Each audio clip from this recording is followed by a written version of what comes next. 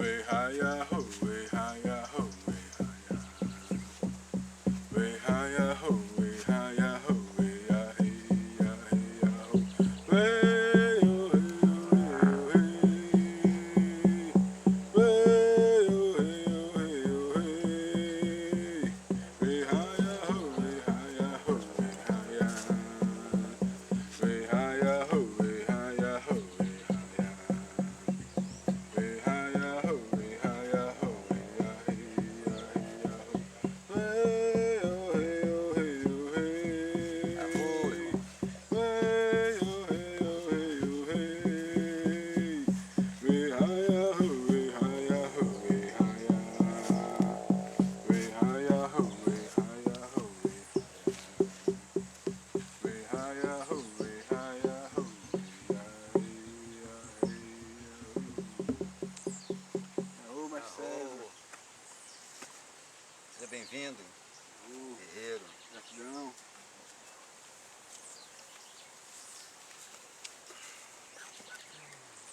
Tá confortável aí sob as pedras? Fica tranquilo.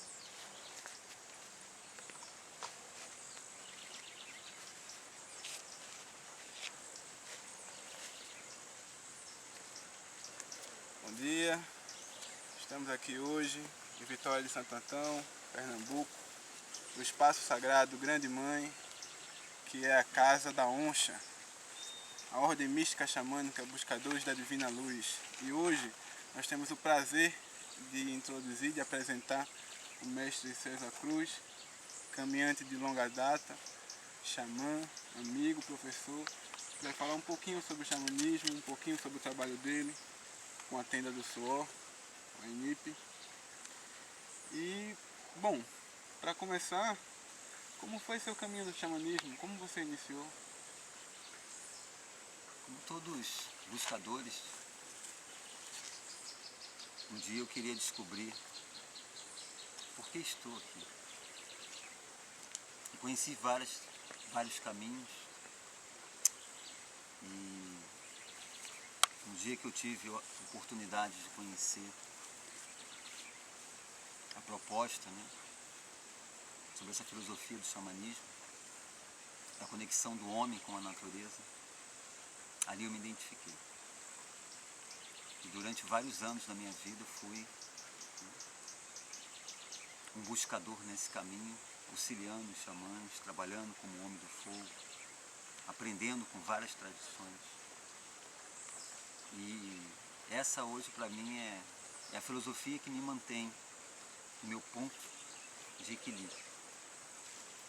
E é isso que eu entendo que a gente busca na vida, nosso ponto de equilíbrio, para estar bem e para fazer o nosso caminho. E dentro dessa perspectiva, como é que você entende o xamanismo? O que é para você?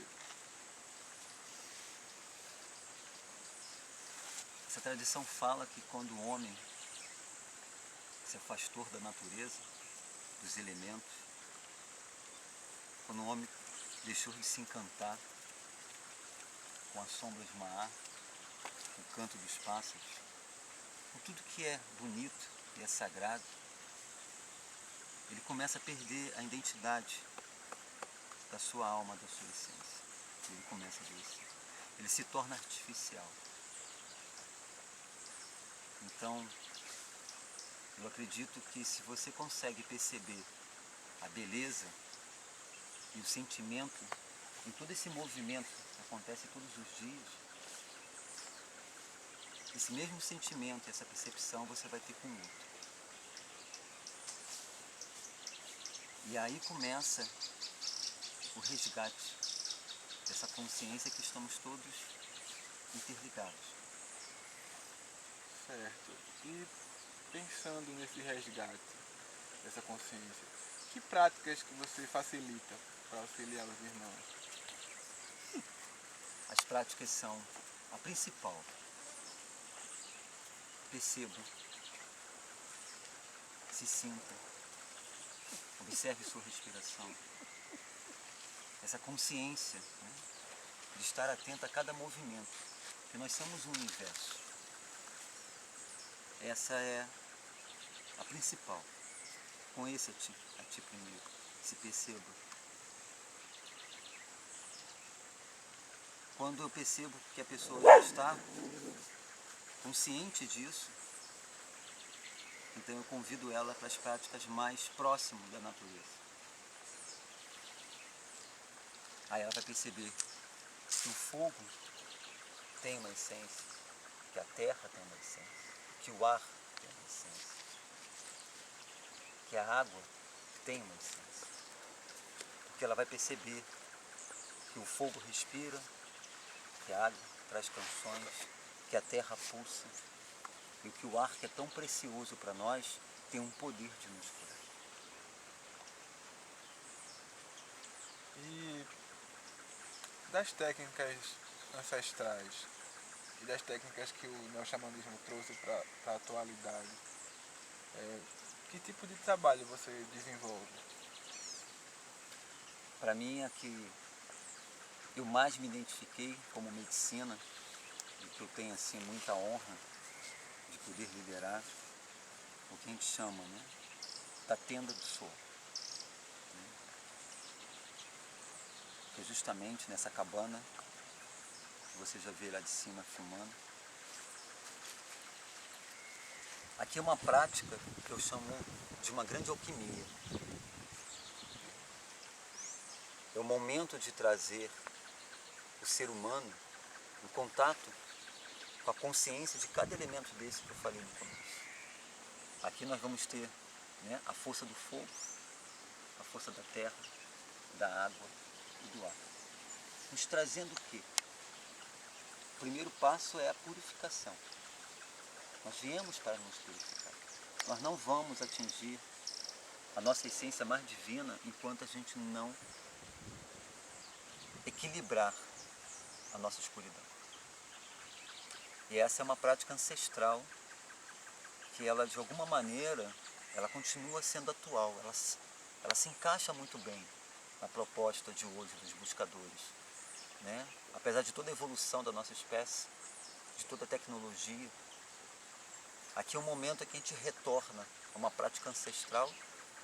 Acho que ela funciona tão bem como sempre funcionou nesses anos todos. Ela vem sendo utilizada pela sociedade nativa. Então essa é a tenda do suor. Eu gosto de chamar da tenda sagrada, o útero da Mãe Terra, quando voltamos a essa origem da purificação. Essa é a medicina que eu mais facilito nesses anos todos que eu estou no xamanismo. É bem verdade que a sua prática ela tem uma cara muito própria, porque de certa forma não há muitos facilitadores de tenda que trabalham com a tenda à noite e pela manhã, a tenda da noite e do dia. E como é que você entende, como se dá essa sauna sagrada da noite e do dia? Eu acho que eu entendo o caminho xamânico como um caminho de fluir. E esse fluir eu entendo como um aprimoramento. Eles sempre me ensinaram a trabalhar com ela à noite. Foi assim que eu aprendi. E uma vez rezando dentro da tenda, antes de desmontar a tenda, no dia seguinte, eles me disseram: fuma um cachimbo e agradeça. E quando eu estava fumando o cachimbo lá dentro, outros irmãos pediram se podia fumar o cachimbo comigo na tenda. E esse foi o primeiro passo, de eu entender que havia-se uma necessidade da gente honrar o avô Sol pelo que nós recebemos. E com o passar do tempo, essa cerimônia então foi vindo, foi chegando até mim como fazer. E foi um aprimoramento. Então hoje, quando a gente trabalha com a avó Lua, nós estamos resgatando toda a nossa escuridão, estamos acessando essa escuridão. É a grande purificação. A noite é a magia. E quando a gente volta no dia seguinte para suar com a avó Sol, O sol traz para nós a prosperidade. Se não há sol no planeta, não há vida. Então, a tenda do dia, que é apenas uma tenda de rezo para agradecer, ela também nos traz a prosperidade, ela nos traz a força da luz. Então, eu trabalhei a minha escuridão e no dia seguinte eu vou fortalecer a minha luz. Eu não posso dizer que eu estou criando uma prática nova, não. Ela já deve existir. Apenas os seres que caminham comigo foi me passando isso. E assim tem sido. Já há alguns anos a gente conseguiu trabalhar dessa maneira. E os resultados têm sido assim, magníficos. Porque para mim isso é o que importa. Se meus irmãos estão se curando, se eles estão encontrando o equilíbrio, então eu devo muito a essas cerimônias e a tudo que chega até mim. E sempre lembrando, eu sou apenas o facilitador, eu sou apenas o mensageiro. Então a minha intenção nunca foi criar nada de novo. Eu tenho certeza que em alguma tradição essa cerimônia deve existir. Eu só ainda não tive, ainda não chegou até mim qual era a tradição. Mas eu não criei nada de novo. Isso já está no universo. Ainda não teve o prazer de encontrar os seus parentes? Não. Mas, como a tartaruga nos ensina, vamos ter paciência que a gente vai chegar lá. Por falar na tartaruga, esse simbolismo da serpente e da tartaruga também é de certa forma uma assinatura da tua tenda. Você pode falar um pouco desse simbolismo? Você que já vem há 7 anos participando desse encontro, somos animais sagrados, que trazem os ensinamentos e que praticamos aqui dentro. A tartaruga sempre vai nos lembrar que devemos ter paciência com a nossa vida, que devemos ter paciência com o outro. Apesar dela passar esse estado, que ela está indo muito devagar, mas há um ditado que diz que devagar também é pressa. Além dela representar, o casco é um simbolismo do mesmo teto da tenda. Para algumas tribos, a tartaruga é sagrada, quando se tem 13 divisões no seu casco, representando as 13 luas. Ela nos ensina a ter paciência. A serpente, ela quando veio para mim, ela me veio me dizendo que quando estivermos suando aqui dentro, o suor é a nossa pele. Aquela pele antiga e velha, ela trabalha muito na noite conosco. É um animal que vem nos auxiliar, é um espírito que vem nos auxiliar. E quando a gente passa a mão pelo corpo, a gente está trocando essa pele, está entregando a Mãe Terra. É uma medicina poderosa. Eu costumo dizer que nós somos a única espécie que não fazemos os ritos de passagem a cada estação. Não trocamos de pele, não soltamos as penas. A gente só acumula. Por isso adoecemos. A gente vai guardando. E quando a gente tem essa oportunidade de estar aqui dentro trocando, nós estamos nos renovando. Sempre que eu saio de uma cerimônia da tenda, eu me sinto cada vez mais jovem e mais leve. E quando eu volto para casa, é um novo ser que está voltando para dar continuidade aos compromissos e às jornadas. E para nós finalizarmos esse papo agradável, como você vê o resgate do xamanismo nos dias de hoje?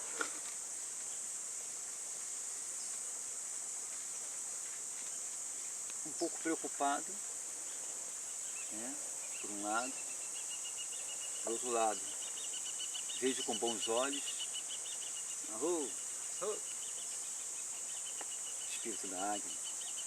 Vejo com bons olhos porque é uma forma das pessoas conhecerem mais esse caminho, que entende ele de uma forma muito errada, acha que é algo muito primitivo. Por esse lado, eu vejo com bons olhos. Por outro lado, eu vejo que estão utilizando, alguns facilitadores que eu tenho visto, não estão tendo paciência de encontrar um mestre não estão tendo paciência de fazer o caminho com esses mestres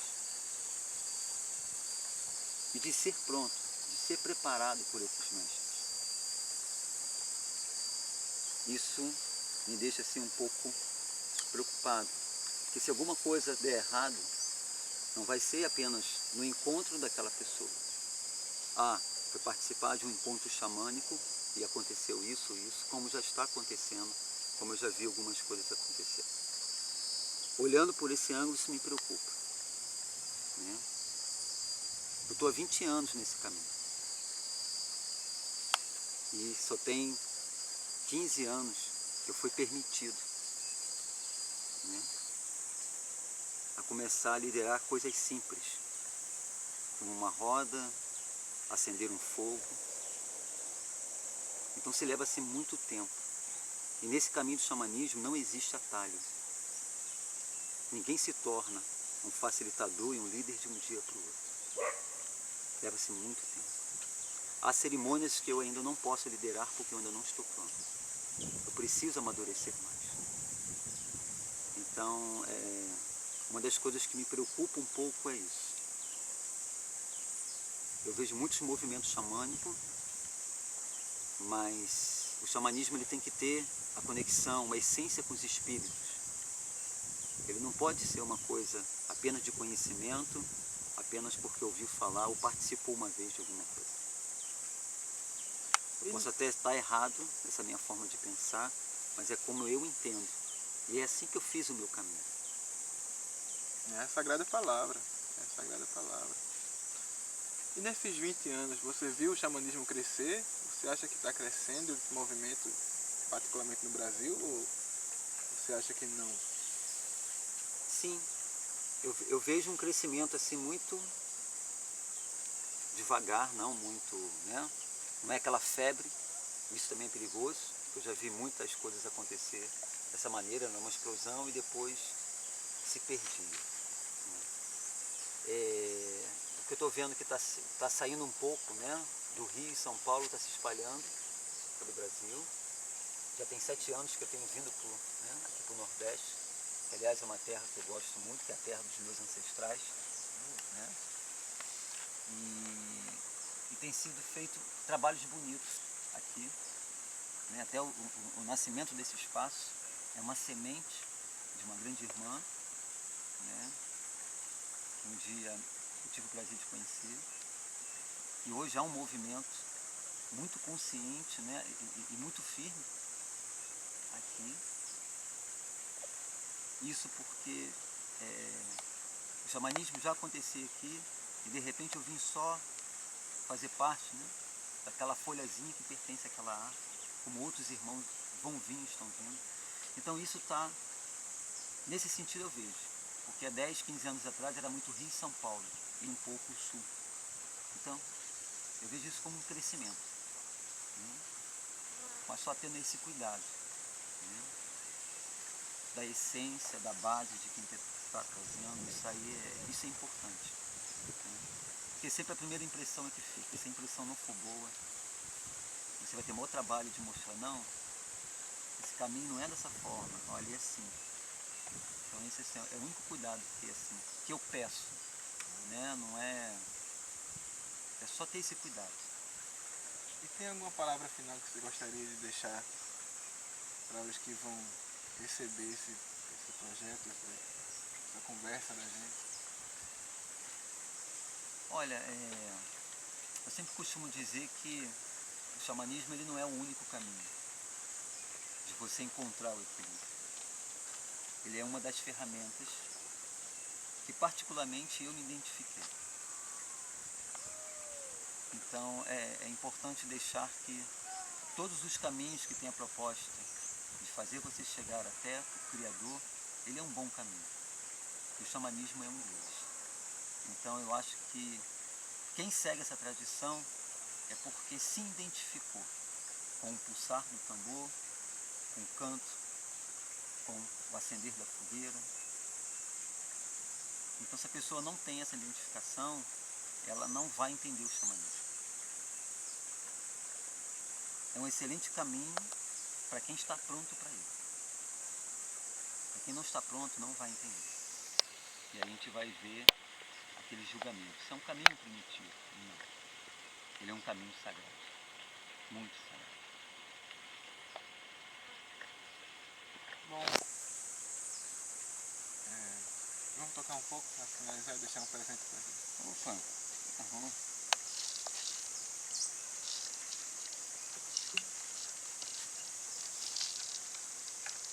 Puxa. Lembrando os irmãos Cherokees, né?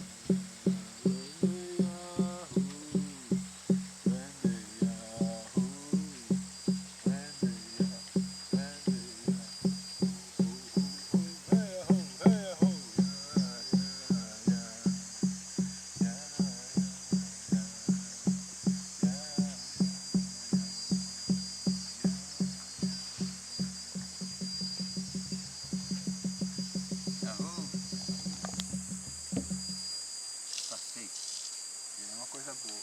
Muito obrigado, mestre. Eu que agradeço essa oportunidade.